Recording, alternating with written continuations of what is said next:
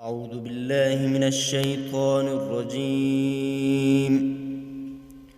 بسم الله الرحمن الرحيم. وإذ قال موسى لقومه إن الله يأمركم أن تذبحوا بقرة. قالوا أتتخذنا هزوا. قال أعوذ بالله أن أكون من الجاهلين.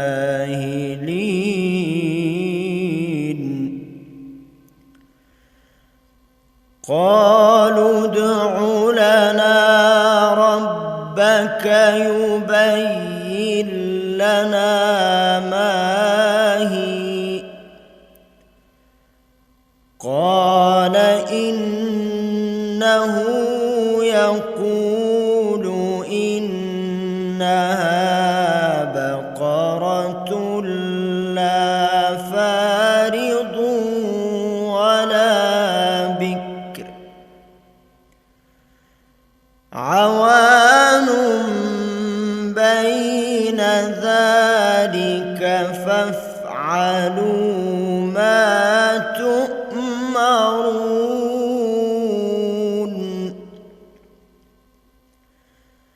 قالوا ادع لنا ربك يبين لنا ما لونها.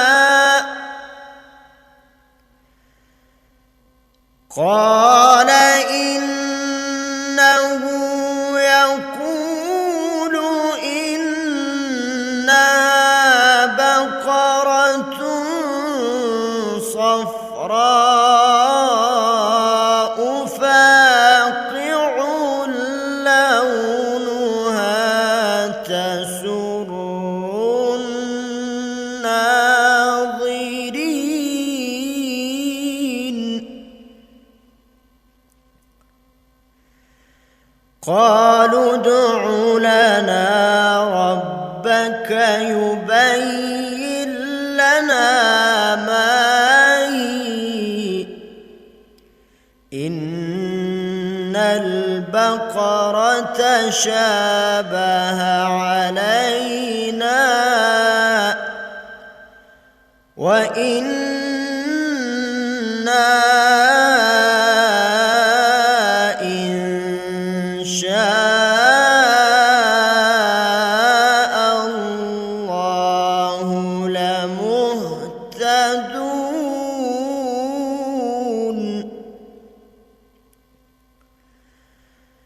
قال إنه يقول إنها بقرة لا ذلول تثير الأرض ولا تسقي الحرث مسلمة لا شية فيها. قالوا الآن جئت بالحق. فذبحوها وما كادوا يفعلون.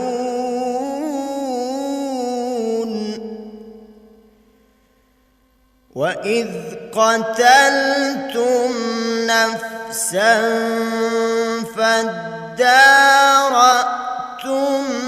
فيها والله مخرج ما كنتم تكتمون.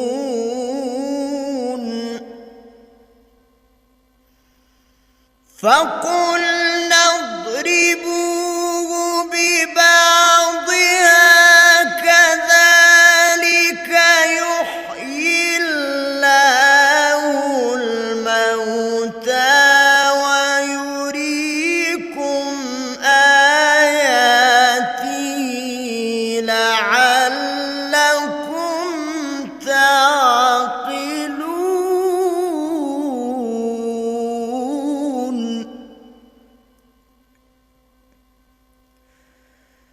ثم قست قلوبكم من بعد ذلك فهي كالحجارة أو أشد قسوة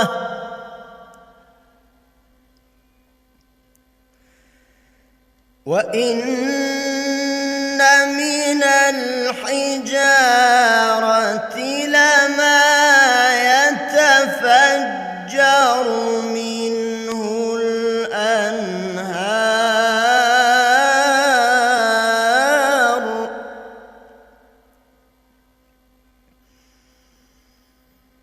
وإن منها لما يشقق فيخرج منه الماء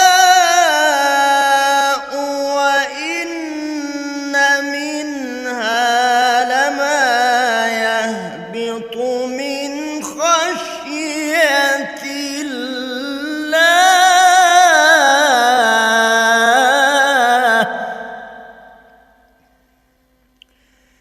وما الله بغافل عما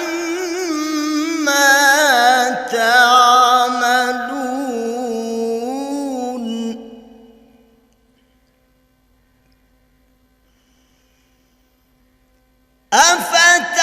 أفتطمعون أن يؤمنوا لكم وقد كان فريق منهم يسمعون كلام الله ثم يحرفونه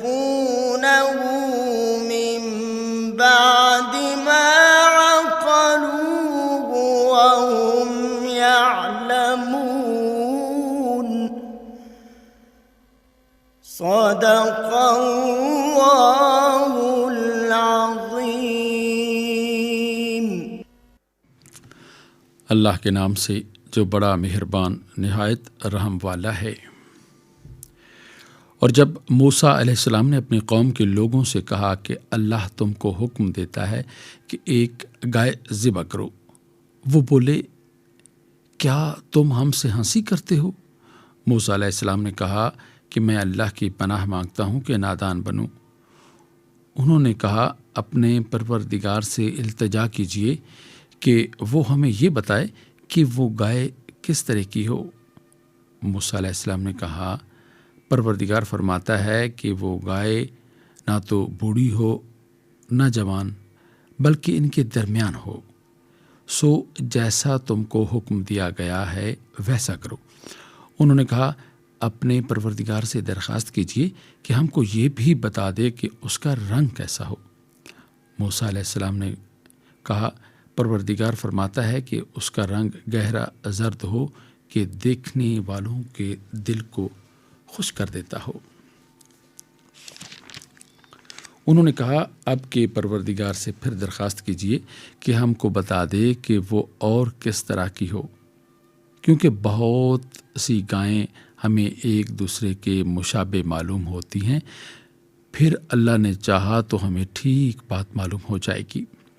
موسیٰ علیہ السلام نے کہا کہ اللہ فرماتا ہے کہ وہ گائے کام میں لگی ہوئی نہ ہو، نہ تو زمین جوتتی ہو اور نہ کھیتی کو پانی دیتی ہو، اس میں کسی طرح کا داغ نہ ہو۔ کہنے لگے اب تم نے سب باتیں درست بتا دی۔ غرض بڑی مشکل سے انہوں نے اس گائے کو ذبح کیا، اور وہ ایسا کرنے والے تھے نہیں۔ اور جب تم نے ایک شخص کو قتل کیا تو اس میں باہم جھگڑنے لگے، لیکن جو بات تم چھپا رہے تھے اللہ اس کو ظاہر کرنے والا تھا، تو ہم نے کہا کہ اس گائے کا کوئی سا ٹکڑا مقتول کو مارو۔ اس طرح اللہ مردوں کو زندہ کرتا ہے اور تم کو اپنی قدرت کی نشانیاں دکھاتا ہے تاکہ تم سمجھو۔ پھر اس کے بعد تمہارے دل سخت ہو گئے، گویا وہ پتھر ہیں یا ان سے بھی زیادہ سخت، اور پھر اور پتھر تو بعضے ایسے ہوتے ہیں کہ ان میں سے چشمے پھوٹ نکلتے ہیں، اور بعضے ایسے ہوتے ہیں کہ پھٹ جاتے ہیں اور ان میں سے پانی نکلنے لگتا ہے، اور بعضے ایسے ہوتے ہیں کہ اللہ کے خوف سے گر پڑتے ہیں اور تمہارے عملوں سے، اور اللہ تمہارے عملوں سے بے خبر نہیں۔ مومنو، کیا تم امید رکھتے ہو کہ یہ لوگ تمہارے دین کے قائل ہو جائیں گے، حالانکہ ان میں سے کچھ لوگ اللہ کے کلام یعنی تورات کو سننے، پھر اس کو سمجھ لینے کے بعد اس کو جان بوجھ کر بدل دیتے رہے ہیں۔ وآخر دعوانا ان الحمد للہ رب العالمین۔ ابھی آپ پہلے بارے میں سورہ بقرہ کی آیات 67 تا 75 کی تلاوت اور ترجمہ سننے کی سعادت حاصل کر رہے تھے۔ تلاوت فرما رہے تھے قاری عبد الوہاب۔ ہدیہ درود و سلام بحضور نبی کریم صلی اللہ علیہ وآلہ وسلم۔ اللهم صل على محمد اللهم صل على محمد وعلى آله وصحبه وسلم اللهم صل على محمد اللهم صل على محمد وعلى آله وصحبه وسلم اللهم صل على محمد اللهم صل على محمد وعلى آله وصحبه وسلم۔ ارشاد باری تعالیٰ ہے، تم میں سے اچھا وہ ہے جس کے اخلاق سب سے اچھے ہوں۔ حمد و ثنائے رب جلیل۔ حمد سے عاجز ہے یہ سارا جہاں تیرا، جہاں والوں سے کیوں کر ہو سکے ذکر و بیاں تیرا۔ الہی حمد سے عاجز ہے یہ سارا جہاں تیرا۔ زمین و آسمان کے ذرے ذرے میں تیرے جلوے، زمین و آسمان کے ذرے ذرے میں تیرے جلوے، نگاہوں نے جدھر دیکھا نظر آیا نشاں تیرا، نگاہوں نے جدھر دیکھا نظر آیا نشاں تیرا۔ ٹھکانہ ہر جگہ تیرا سمجھتے ہیں جہاں والے، سمجھ میں آ نہیں سکتا ٹھکانہ ہے کہاں تیرا، سمجھ میں آ نہیں سکتا ٹھکانہ ہے کہاں تیرا۔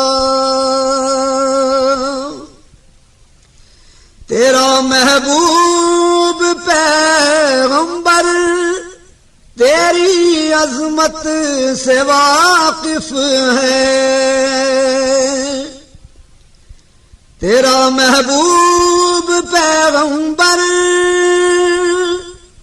تیری عظمت سے واقف ہے کہ سب نبیوں میں تنہا ہے وہی ایک رازداں تیرا، کہ سب نبیوں میں تنہا ہے وہی ایک رازداں تیرا۔ الہی حمد سے عاجز ہے یہ سارا جہاں تیرا۔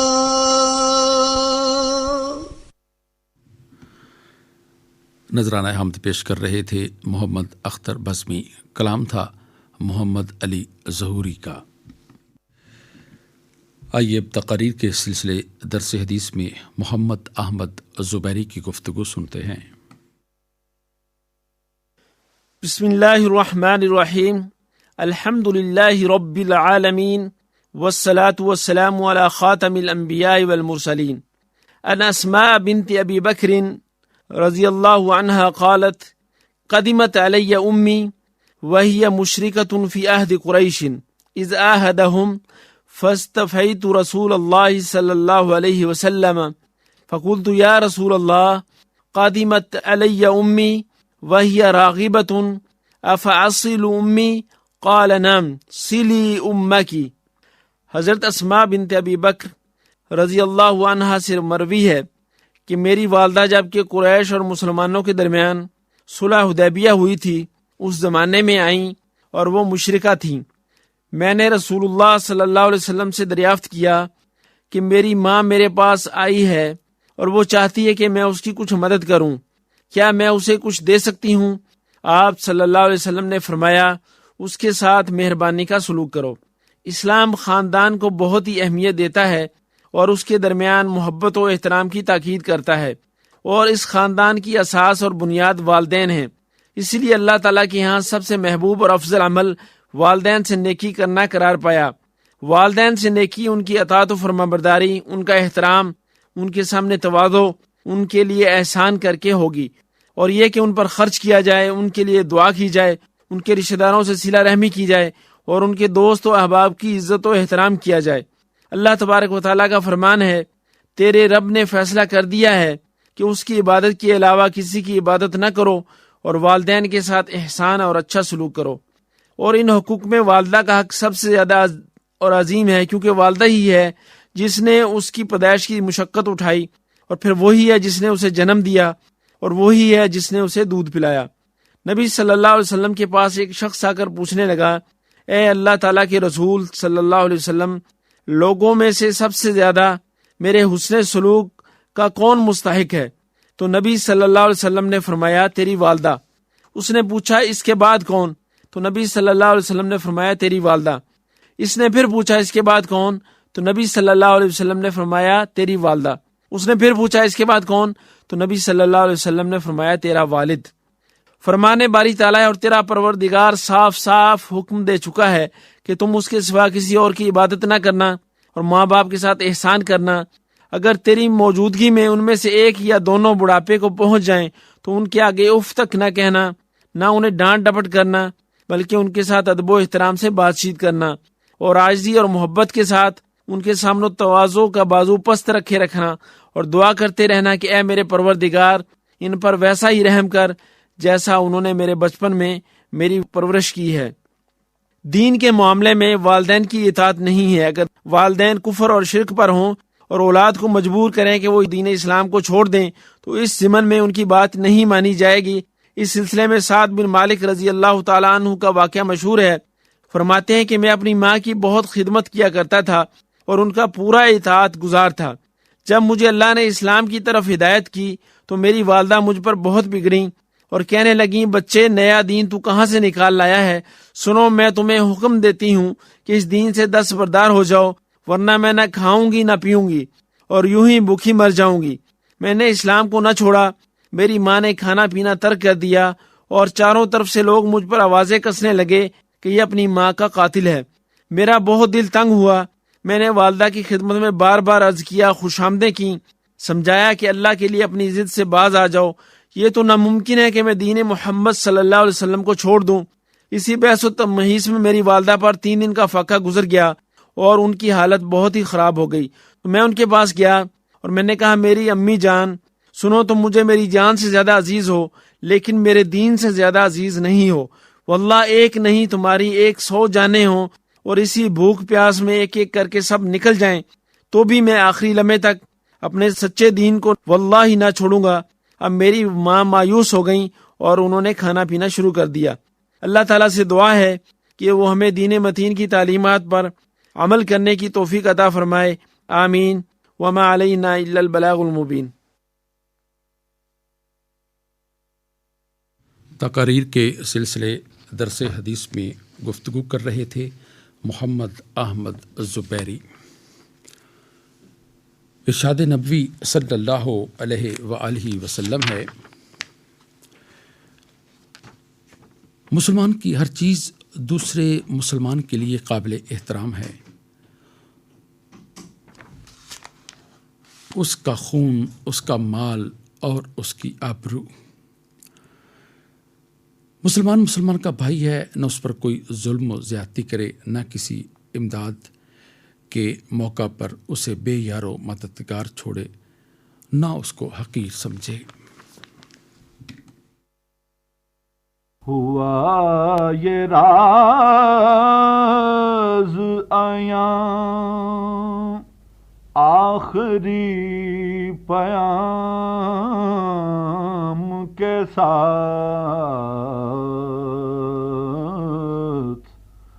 ہوا یہ راز عیاں آخری پیام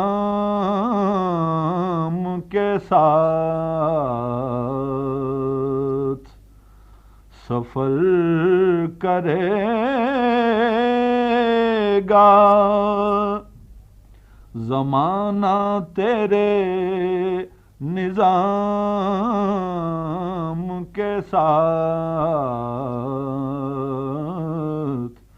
سفر کرے گا زمانہ تیرے نظام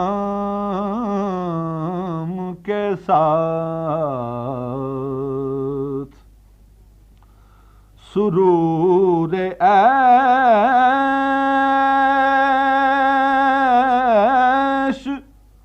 ضروری ہے غم کے جام کے ساتھ،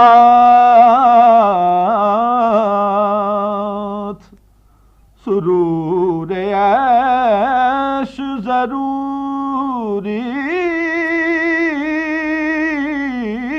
ہے غم کے جام کے ساتھ،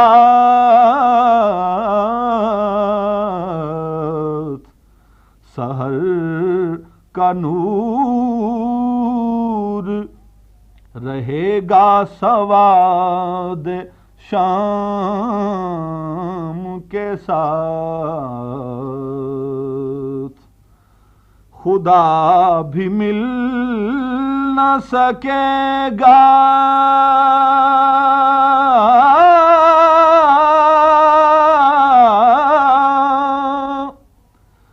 جو وہ ہمیں نہ ملے،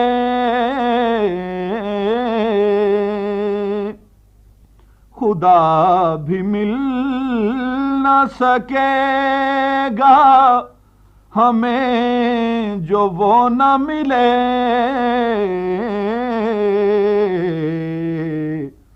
خدا کا نام بھی لیتے ہیں ان کے نام کے ساتھ خدا کا نام بھی لیتے ہیں ان کے نام کے ساتھ. یہ عرض پاک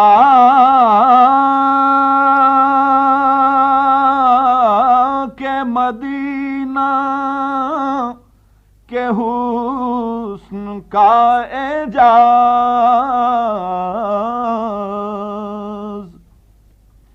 یہ عرض پاک مدینہ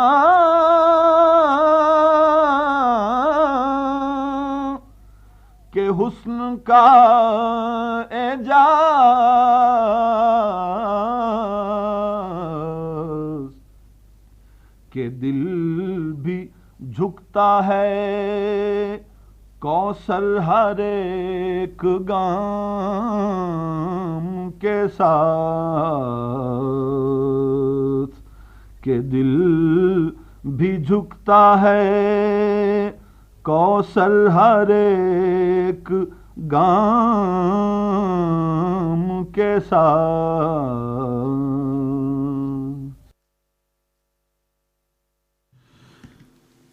مولانا کوثر نیازی کا نعتیہ کلام پیش کر رہے تھے سید منظور الکونین. آئیے اعلی اخلاقی اقدار کے سلسلے روشنی میں قاری شاہد اسلام بٹ کی گفتگو سنتے ہیں.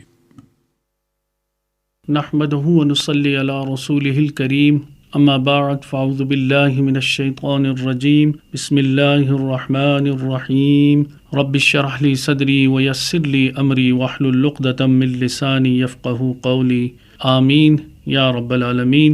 سامعین محترم، قرآن مجید کی ایک چھوٹی سی سورۃ العصر میں اللہ تبارک و تعالیٰ نے بڑی جامعیت کے ساتھ ہمارے سامنے اخروی نجات کا راستہ بتایا ہے.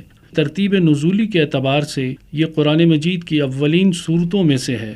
گویا کہ یہ حضور صلی اللہ علیہ وسلم پر مکی دور کے بالکل آغاز میں نازل ہوئی. دوسرے یہ کہ یہ قرآن مجید کی مختصر ترین صورتوں میں سے ہے، اس لیے کہ یہ کل 3 آیات پر مشتمل ہے، اور ان میں سے بھی پہلی آیت صرف ایک لفظ پر مشتمل ہے، یعنی والعصر. تیسرے یہ کہ اپنے مضمون اور مفہوم و معنی کے اعتبار سے یہ قرآن مجید کی جامع ترین سورہ ہے، اس لیے کہ قرآن مجید کتاب ہدایت ہے، ہدی للناس، یعنی انسانوں کو کامیابی اور فوز و فلاح کا راستہ دکھانے کے لیے نازل کیا گیا ہے تاکہ انسان نجات حاصل کر سکے. اور واقعہ یہ ہے کہ قرآن حکیم نجات کی جس راہ کی جانب لوگوں کی رہنمائی کرتا ہے وہ نہایت اختصار لیکن حد درجہ جامعیت کے ساتھ اس چھوٹی سی سورہ میں بیان ہو گئی ہے. جیسے پورا قرآن مجید ایک درخت کی مانند ہے اور یہ چھوٹی سی سورہ اس کا بیج ہے، اور جس طرح ایک بیج میں پورا درخت پنہاں ہوتا ہے، اسی طرح سورۃ العصر میں پورا قرآن حکیم موجود ہے. یہی وجہ ہے کہ صحابہ کرام رضوان اللہ علیہم اجمعین کے بارے میں بعض روایات سے معلوم ہوتا ہے کہ جب ان میں سے 2 حضرات کی ملاقات ہوتی تھی تو وہ جدا ہونے سے قبل ایک دوسرے کو سورۃ العصر ضرور سنایا کرتے تھے. اور یہی سبب ہے کہ امام شافعی رحمۃ اللہ علیہ نے اس سورہ مبارکہ کے بارے میں فرمایا ہے کہ اگر لوگ صرف ایک سورہ پر غور کریں تو یہ ان کی ہدایت کے لیے کافی ہے. بلکہ ان کا یہ قول بھی نقل کیا گیا ہے، اگر قرآن مجید میں اس سورہ کے سوا اور کچھ نازل نہ ہوتا تو یہی ایک سورہ لوگوں کی ہدایت کے لیے کافی ہوتی. چوتھے یہ کہ اس سورہ کے الفاظ بہت سادہ اور آسان ہیں، یہاں تک کہ ایک عام اردو داں شخص کے لیے بھی اس میں کوئی لفظ نامانوس نہیں ہے اور نہ ہی مشکل ہے. سامعین محترم، اس سورہ مبارکہ کا سادہ ترین الفاظ میں ترجمہ یہ ہے کہ زمانے کی قسم ہے کہ تمام انسان خسارے میں ہیں سوائے ان کے جو ایمان لائے اور انہوں نے اچھے عمل کیے اور باہم ایک دوسرے کو حق کی تاکید کی اور باہم ایک دوسرے کو صبر کی تاکید کی. ذرا سے غور و فکر اور سوچ بچار سے 4 نتائج اخذ کریں جو گویا کہ اس سورہ مبارکہ کا اصل حاصل اور بنیادی سبق یعنی لیسن ہے. نمبر 1، کامیابی اور ناکامی کا معیار، یعنی سب سے نمایاں اور سب سے اہم حقیقت جو بالکل ظاہر و باہر ہے وہ یہ ہے کہ اس سورہ میں انسان کی کامیابی اور ناکامی اور اس کے حقیقی نفع و نقصان کا معیار پیش کیا گیا ہے. یعنی یہ کہ انسان کی کامیابی کا معیار نہ روپیہ پیسہ ہے، نہ حیثیت و وجاہت، نہ جاہ و جلال ہے، نہ نام و نمود، بلکہ اس کی پہلی شرط ہے ایمان، دوسری شرط ہے عمل صالح، تیسری شرط ہے تواصی بالحق، اور چوتھی شرط ہے تواصی بالصبر. یعنی ہر وہ شخص کامیاب و کامران ہے جس میں یہ چاروں چیزیں موجود ہوں، چاہے اس کے پاس مال و دولت دنیاوی سرے سے موجود نہ ہو. دوسرا بنیادی نتیجہ جو اس ترجمے سے خود بخود حاصل ہوتا ہے وہ یہ کہ اس سورہ میں نجات کی کم از کم شرائط بیان ہو رہی ہیں اور اس کے ناگزیر لوازم کا ذکر ہے، نہ کہ کامیابی کی بلند ترین منازل یا فوز و فلاح کے اعلیٰ مراتب کا. اور تیسرا نتیجہ جو اس دوسرے نتیجے کی فرع ہے یہ ہے کہ نجات کے لیے ایمان، عمل صالح، تواصی بالحق اور تواصی بالصبر چاروں لازم ہیں، اور ان میں سے کسی ایک کو بھی ساقط نہیں کیا جا سکتا، اس لیے کہ یہ کلام الہی ہے، اس میں کوئی حرف بھی ضرورت سے زائد اور محض ردیف و قافیہ کی ضرورت کے تحت نہیں ہے. چوتھا اور آخری نتیجہ جو اس مختصر سی سورہ کی عبارت کے تجزیے سے حاصل ہوتا ہے یہ ہے کہ تینوں نتائج سرسری نہیں بلکہ انتہائی موقت اور موثق ہیں، اور اس میں ہرگز کسی شک و شبہ کی گنجائش نہیں.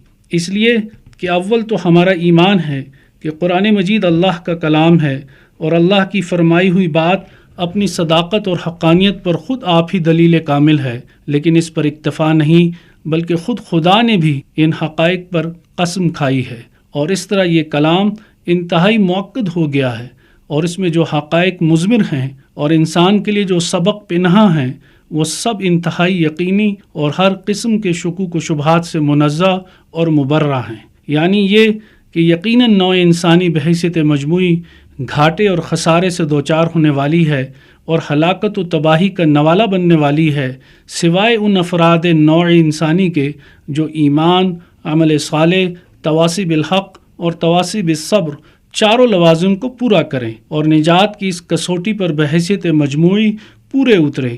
اللہ تعالیٰ سے دعا ہے کہ وہ ہمیں ان چاروں لازمی شرائط کو کما حقہ پورا کرنے کی توفیق عطا فرمائے اور اخروی نجات سے بہرہ مند فرمائے. آمین. وآخر دعوانا ان الحمد للہ رب العالمین. اعلیٰ اخلاقی اقدار کے سلسلے روشنی میں گفتگو کر رہے تھے قاری شاہد اسلام بٹ. منافق کی 3 نشانیاں ہیں: جب بات کرے تو جھوٹ بولے، وعدہ کرے تو اس کو پورا نہ کرے، اور جب اس کو کسی چیز کا امین بنایا جائے تو خیانت کرے. آپ صلی اللہ علیہ وآلہ وسلم نے ارشاد فرمایا، قرابت کا حق ادا کرنے والا اور صلہ رحمی کرنے والا وہ شخص نہیں جو احسان کے بدلے میں احسان کرتا ہو، بلکہ وہ ہے جو رشتہ توڑنے والوں سے رشتہ جوڑے اور حق تلفی پر بھی قرابت کا حق ادا کرے. ارشاد نبوی صلی اللہ علیہ وآلہ وسلم ہے، بے شک سچائی اطمینان والی چیز ہے اور جھوٹ شک میں مبتلا کرنے والی چیز. نعت رسول مقبول صلی اللہ علیہ وآلہ وسلم. مدنی چاند بسا ہے دل میں، دونوں عالم کی ضیا ہے دل میں. مدنی چاند بسا ہے دل میں، مدنی چاند بسا ہے دل میں. کتنی محبوب صدا ہے دل میں، کتنی محبوب صدا ہے دل میں. نغمہ صلی اللہ ہے دل میں، نغمہ صلی اللہ ہے دل میں، مدنی چاند بسا ہے دل میں، مدنی چاند بسا ہے دل میں، ہے تصور میں دیار طیبہ، ہے تصور میں دیار طیبہ، نظر افروز فضا ہے دل میں، نظر افروز فضا ہے دل میں، مدنی چاند بسا ہے دل میں، مدنی چاند بسا ہے دل میں، تیرے دیدار کے ارمانوں کا، تیرے دیدار کے ارمانوں کا، شہر آباد ہوا ہے دل میں، شہر آباد ہوا ہے دل میں، مدنی چاند بسا ہے دل میں، مدنی چاند بسا ہے دل میں، کتنی محبوب صدا ہے دل میں، کتنی محبوب صدا ہے دل میں، نغمہ صلی اللہ ہے دل میں، نغمہ صلی اللہ ہے دل میں، مدنی چاند بسا ہے دل میں، مدنی چاند بسا ہے دل میں، دونوں عالم کی ضیا ہے دل میں، مدنی چاند بسا ہے دل میں،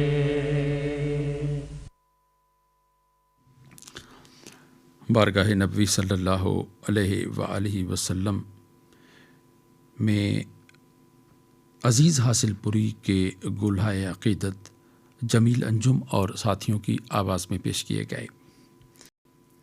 آپ نے پوچھا ہے، آپ کے دینی اور سماجی مسائل کا حل قرآن و سنت کی روشنی میں پیش کر رہے ہیں مولانا ابراہیم خلیل فضلی۔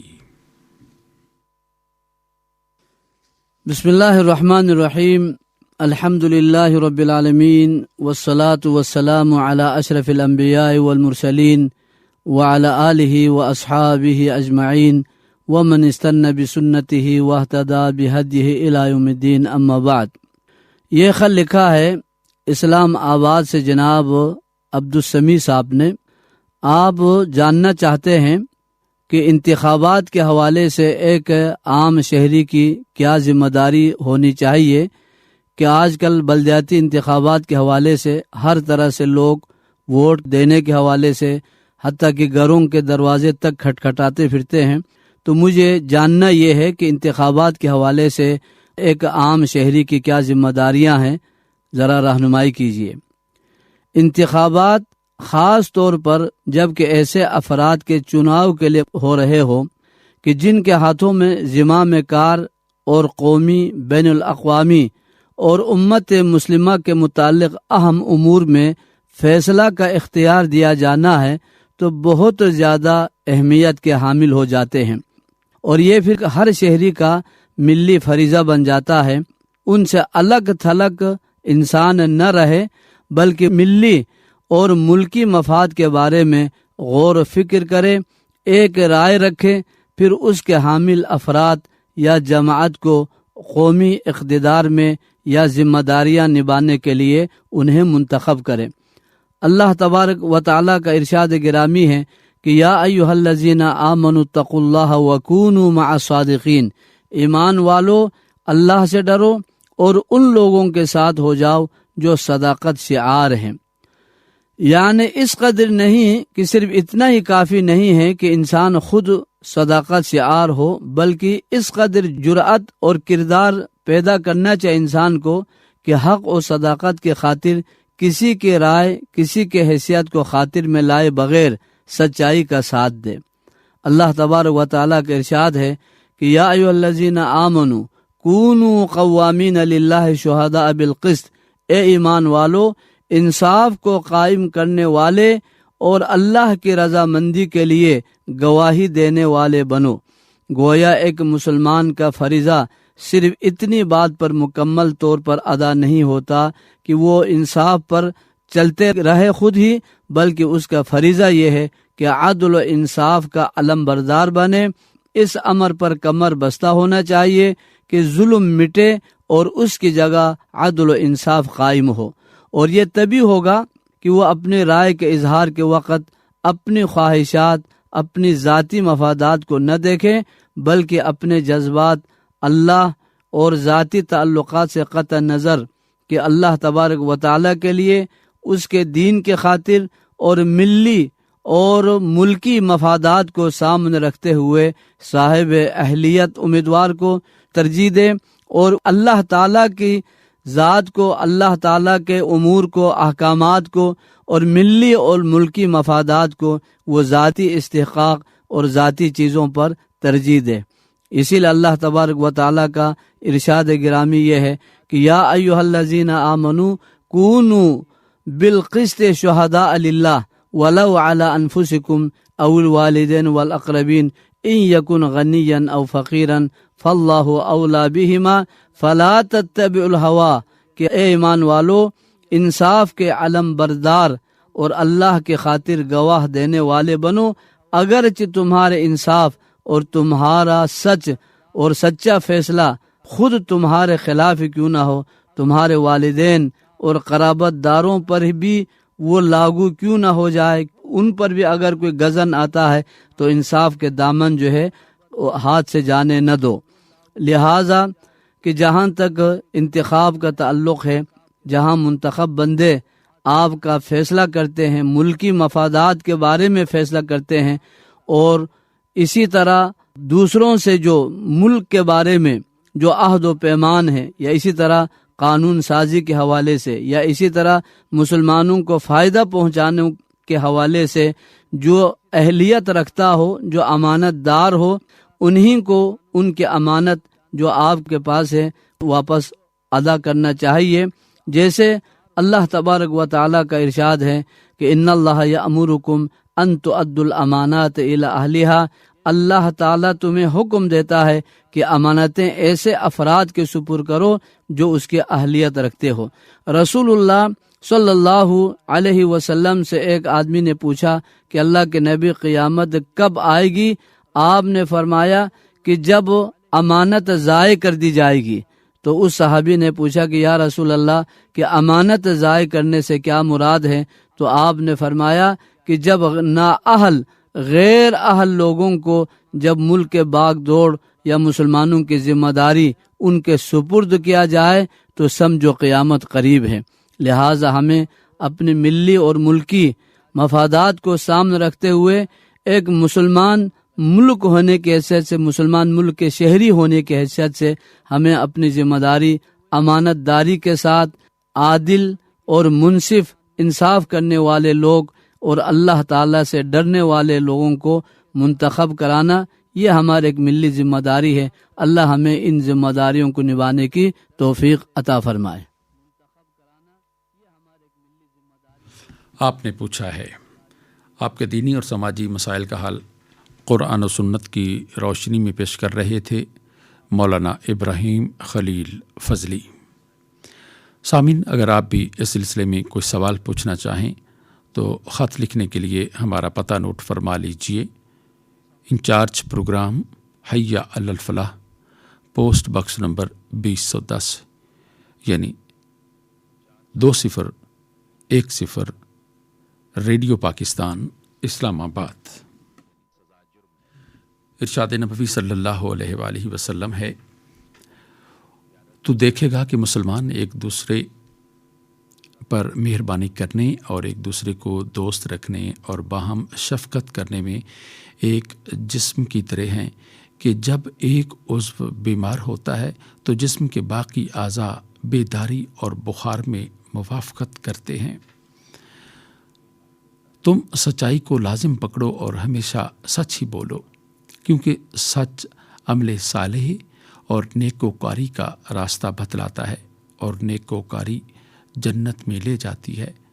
اور آدمی جب برابر سچ بولتا ہے تو اللہ کے ہاں صدیق یعنی سچ بولنے والا لکھ دیا جاتا ہے۔ ہدیہ عقیدت بحضور نبی کریم صلی اللہ علیہ وآلہ وسلم۔ قرآن کی روشنی ہے، بیان رسول میں، قرآن کی روشنی ہے، بیان رسول میں۔ اللہ بولتا ہے زبان رسول میں، اللہ بولتا ہے زبان رسول میں۔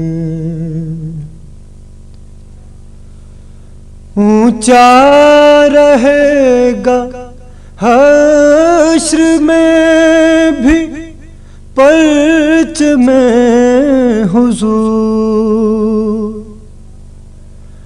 اونچا رہے گا حشر میں بھی پرچم حضور۔ وہ سر بلندیاں ہیں نشان رسول میں، ہر رخ سے ہے ایک آئینہ ذات صفات کا، ہر رخ سے ہے ایک آئینہ ذات و صفات کا،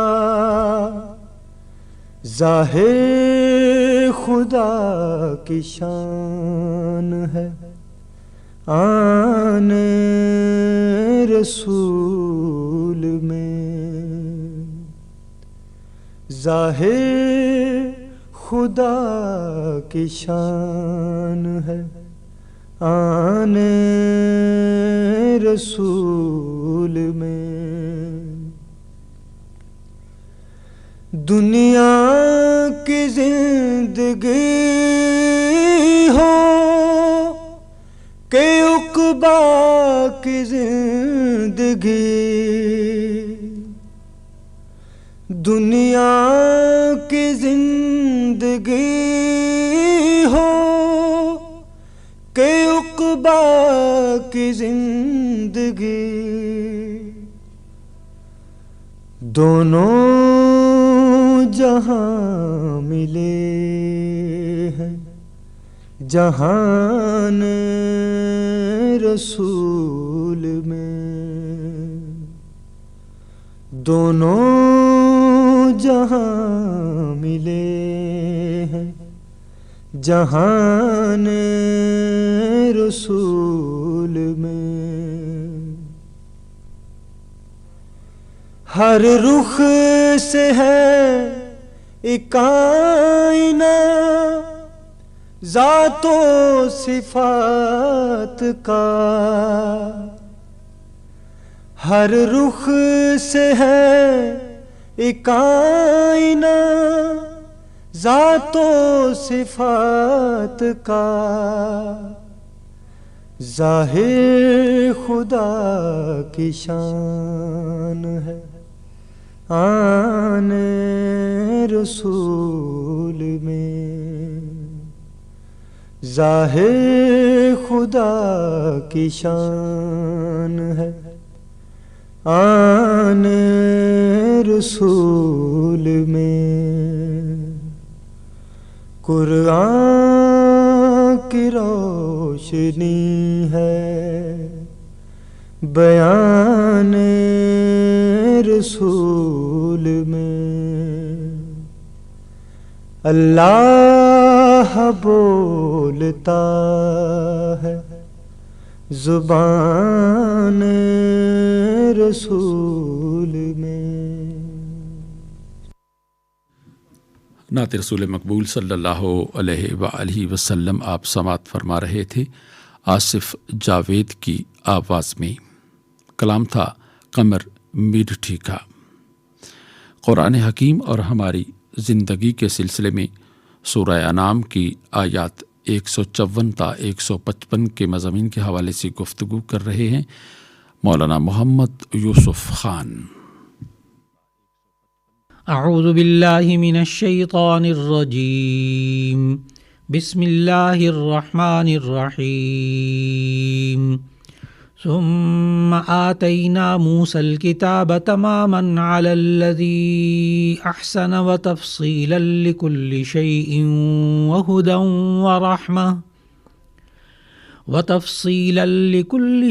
وهدى ورحمة لعلهم بلقاء ربهم يؤمنون، وهذا كتاب أنزلناه مبارك فاتبعوه واتقوا لعلكم ترحمون، صدق اللہ العظیم۔ ان آیات کا ترجمہ یہ ہے، ہاں پھر سن لو کہ ہم نے موسیٰ علیہ السلام کو کتاب عنایت کی تھی تاکہ ان لوگوں پر جو نیکوکار ہیں نعمت پوری کر دیں، اور اس میں ہر چیز کا بیان ہے اور ہدایت ہے اور رحمت ہے تاکہ ان کی امت کے لوگ اپنے پروردگار کے روبرو حاضر ہونے کا یقین کریں۔ اور اے کفر کرنے والو، یہ کتاب بھی ہم نے اتاری ہے برکت والی، تو اس کی پیروی کرو اور اللہ سے ڈرو تاکہ تم پر مہربانی کی جائے۔ گزشتہ آیات میں جن احکام اور وصیتوں کا ذکر تھا، اب آج کی تلاوت کردہ آیات میں اس کی مزید تاکید کے لیے فرمایا گیا کہ یہ وصیتیں اور یہ احکام حضرت موسیٰ علیہ السلام پر جو کتاب نازل ہوئی تورات، اس میں بھی تھے۔ اس بات میں کوئی شک نہیں کہ اللہ تعالیٰ نے جتنی بھی کتابیں انبیاء علیہ السلام پر نازل فرمائیں، ان سب کا مقصد انسانوں کی ہدایت رہا ہے۔ انبیاء علیہ السلام کو یہ صحائف اور یہ کتابیں اس لیے دی گئیں تاکہ ان کے ماننے والے اور ان پر ایمان لانے والے ان کتب اور صحیفوں سے ہدایت حاصل کریں۔ چنانچہ اس حوالے سے حضرت موسیٰ علیہ السلام پر نازل کی گئی کتاب تورات کے بارے میں اللہ تعالیٰ نے سورۃ البقرہ کی آیت نمبر 53 میں ارشاد فرمایا، وَإِذْ آتَيْنَا مُوسَى الْكِتَابَ وَالْفُرْقَانَ لَعَلَّكُمْ تَهْتَدُونَ، اور یاد کرو جب ہم نے موسیٰ علیہ السلام کو کتاب دی اور حق و باطل میں تمیز کرنے کا معیار بخشا، اس لیے تاکہ تم راہ راست پر آ جاؤ۔ اسی طرح سورۃ المؤمنون کی آیت نمبر 49 میں فرمایا وَلَقَدْ آتَيْنَا مُوسَى الْكِتَابَ لَعَلَّهُمْ يَهْتَدُونَ، اور موسیٰ علیہ السلام کو ہم نے کتاب عطا فرمائی تاکہ وہ لوگوں کی رہنمائی دیں اور لوگ ان سے رہنمائی حاصل کریں۔ ان دونوں آیتوں میں اور آج کی تلاوت کردہ پہلی آیت کے شروع میں ایک ہی لفظ آیا آتینا موسیٰ الکتاب، یعنی اللہ نے فرمایا کہ حضرت موسیٰ علیہ السلام کو اللہ تعالیٰ نے کتاب تورات عطا فرمائی۔ اب ایک سوال ذہن میں آتا ہے کہ یہ کتاب اللہ رب العزت نے کیوں عطا فرمائی، کس مقصد کے لیے عطا فرمائی؟ اس کتاب کے اور دیگر آسمانی کتابوں کے نازل کرنے کا مقصد اللہ کے ہاں کیا ہے؟ تو اس کا جواب اللہ رب العزت نے ان دونوں آیتوں کے آخر میں فرمایا۔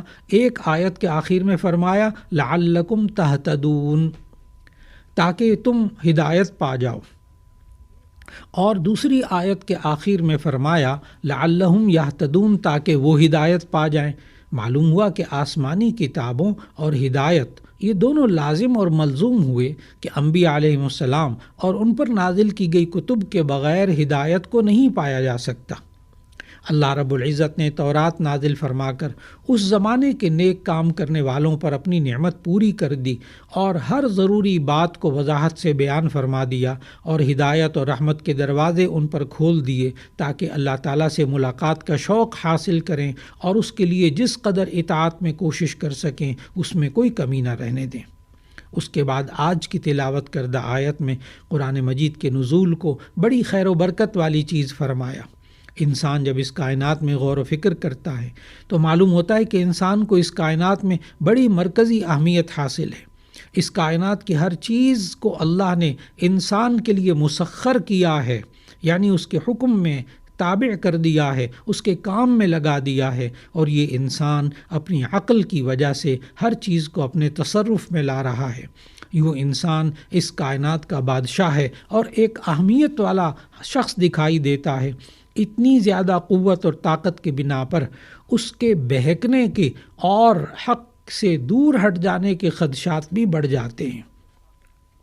ان سے بچانے کے لیے اللہ نے انسان کو اپنا کلام قرآن حکیم عطا فرمایا، اور بلا شبہ انسان اور قرآن اس کائنات کی دو مسلمہ حقیقتیں ہیں۔ ان دونوں میں سے قرآن حکیم نے انسان کے بارے میں بتا دیا کہ انسان کیا ہے۔ اب انسان کے لیے سب سے زیادہ ضروری یہ ہے کہ قرآن حکیم کو پڑھے، سمجھے اور بار بار اس میں غور و فکر کرے تاکہ وہ اپنی انسانیت کی حقیقت کو پالے اور ایک اچھا انسان بن جائے۔ قرآن حکیم نے نازل ہونے سے لے کر اور ہدایت حاصل کرنے تک سارے امور قرآنی کو یہ انسان خوب سمجھے اور دوسروں کو اس قرآن کی آفاقی تعلیمات سے صحیح معنوں میں آگاہ کرے، کیونکہ انسان کو رحمان کا بندہ بننے کے لیے قرآن حکیم سے بڑھ کر کوئی چیز اس کو رہنمائی نہیں دے سکتی۔ اور قرآن حکیم لوگوں کے لیے اس لیے نازل کیا گیا تاکہ وہ اس قرآنی احکام کے ذریعے ہدایت پائیں اور اس قرآن حکیم کے ذریعے حق اور باطل، سچ اور جھوٹ کے درمیان امتیاز کر سکیں۔ قرآن حکیم کو اس آیت مبارکہ میں بڑی خیر و برکت والی چیز فرمایا اور اس کی اتباع کا حکم دیا، کیونکہ قرآن حکیم ہمارے اندر اللہ تعالیٰ کی وحدانیت اور اس کی توحید کی ایک ابدی شہادت بن کر موجود ہے۔ قرآن حکیم ہمارے اندر رسول اللہ صلی اللہ علیہ وسلم کی نبوت اور رسالت کی ایک روشن علامت بن کر موجود ہے، اور پھر اس دین اسلام کی صداقت اور حقانیت کی سب سے بڑی دلیل یہ قرآن مجید ہے۔ یہ قرآن مجید یہ ایک زندہ کتاب ہے۔ یہ کتاب مردہ دلوں کو زندگی عطا کرتی ہے اور سوچوں کو تازہ کرتی ہے۔ یہ کتاب انسانوں کے اعمال کی اصلاح کرتی ہے، اور یہ کتاب انسانی رویوں کو درست کرتی ہے۔ قرآن مجید میں اللہ تعالیٰ نے اس کو ہدی للناس کہا اور بینات من الہدی والفرقان کہا کہ یہ ہدایت کی نشانیوں سے بھری ہوئی ہے اور حق و باطل کے امتیازات سے بھری ہوئی ہے۔ یہی وجہ ہے کہ ایک موقع پر رسول اللہ صلی اللہ علیہ وسلم نے فرمایا، میں تمہارے پاس دو چیزیں چھوڑ کر جا رہا ہوں، اگر تم انہیں مضبوطی سے پکڑے رکھو گے تو کبھی گمراہ نہیں ہوگے، ایک اللہ کی کتاب یعنی قرآن مجید، اور دوسرے تمہارے نبی صلی اللہ علیہ وسلم کی سنت۔ معلوم ہوا کہ آج بہت بڑا سوال اٹھایا جاتا ہے کہ انسان گمراہی سے کیسے بچ سکتا ہے، تو ہمیں اس کا جواب صرف یہ ملتا ہے کہ کتاب اللہ اور سنت رسول اللہ کو مضبوطی سے پکڑنے سے انسان گمراہی سے بچ سکتا ہے۔ ہم اپنی نئی نسلوں کو گمراہی سے بچا سکتے ہیں اگر اللہ کی کتاب اور رسول اللہ صلی اللہ علیہ وسلم کی سنت کو مضبوطی سے پکڑے رکھیں۔ اللہ تعالی ہمیں بھی گمراہی سے بچائے اور ہماری آئندہ آنے والی نسلوں کو بھی گمراہی سے بچنے کی توفیق عطا فرمائے۔ وآخر دعوانا ان الحمد للہ رب العالمین۔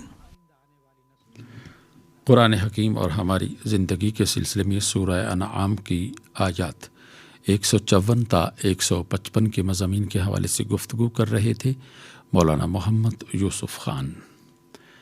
ہدیہ درود و سلام بحضور نبی کریم صلی اللہ علیہ وآلہ وسلم۔ اللهم صل على محمد، اللهم صل على محمد وعلى آله وصحبه وسلم۔ اللهم صل على محمد، اللهم صل على محمد وعلى آله وصحبه وسلم۔ اللهم صل على محمد، اللهم صل على محمد وعلى آله وصحبه وسلم۔ اللهم صل على محمد، اللهم صل على محمد وعلى آله وصحبه وسلم۔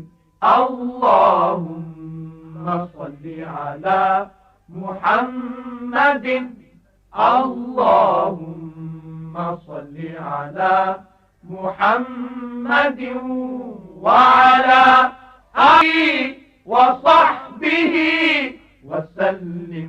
اللهم صل على محمد، اللهم صل على محمد وعلى آله وصحبه وسلم۔